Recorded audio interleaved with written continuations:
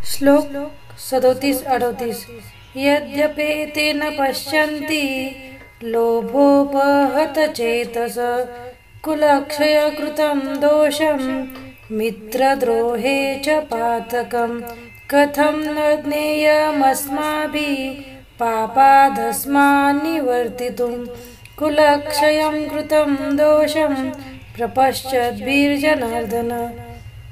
हे जनार्दन, जरी लोभाने प्रभावित झालेल्या या लोकांना आपल्या कुटुंबाची हत्या करण्यामध्ये आणि आपल्याच मित्रांशी भांडण करण्यामध्ये दोष दिसत नसला तरी सुद्धा कुटुंबाचा नाश केल्यामुळे होणाऱ्या अपराधांची जाण असताना आम्ही अशा पापकृत्यांमध्ये का सहभागी व्हावे।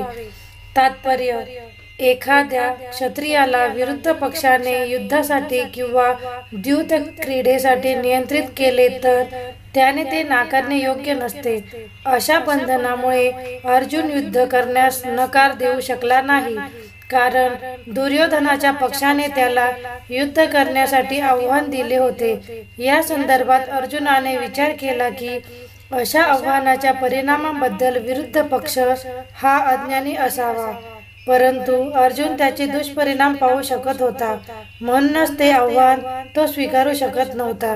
बंधनाचा परिणाम जेव्हा चांगला असतो तेव्हा असे बंधन अनिवार्य ठरू शकते, पण अशा बंधनांचा परिणाम जेव्हा अनिष्ट असतो तेव्हा ते अनिवार्य किंवा बंधनकारक ठरविता येत नाही। या सर्व गोष्टींचा सारासार विचार करूनच अर्जुनाने युद्ध न करण्याचे ठरविले।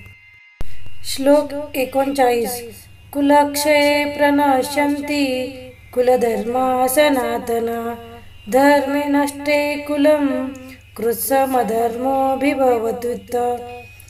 कुळाच्या नाशामुळे शाश्वत वंश परंपरा नष्ट होते आणि यामुळे उर्वरित कुटुंब अधर्म करण्यात गुंतले जाते। तात्पर्य: कुटुंबातील व्यक्तींचे योग्य संवर्धन होऊन त्यांना आध्यात्मिक मूल्यांची प्राप्ती होण्यास सहाय्यक अशा धार्मिक परंपरेबद्दलची अनेक तत्वे वर्णाश्रम संस्थेच्या पद्धतींमध्ये सांगण्यात आली आहेत। जन्मापासून ते मृत्यूपर्यंत होणाऱ्या सर्व पवित्र संस्कारांसाठी कुटुंबातील वरिष्ठ व्यक्ती जबाबदार असतात, पण अशा ज्येष्ठ व्यक्तींच्या मृत्यूमुळे कुटुंबातील वंशपरंपरागत संस्कार नष्ट होतात। यामुळे कुटुंबातील तरुण सदस्य अधार्मिक गोष्टी करण्यास प्रवृत्त होऊ शकतात आणि आपल्या आध्यात्मिक मुक्तीची संधीही गमावू शकतात।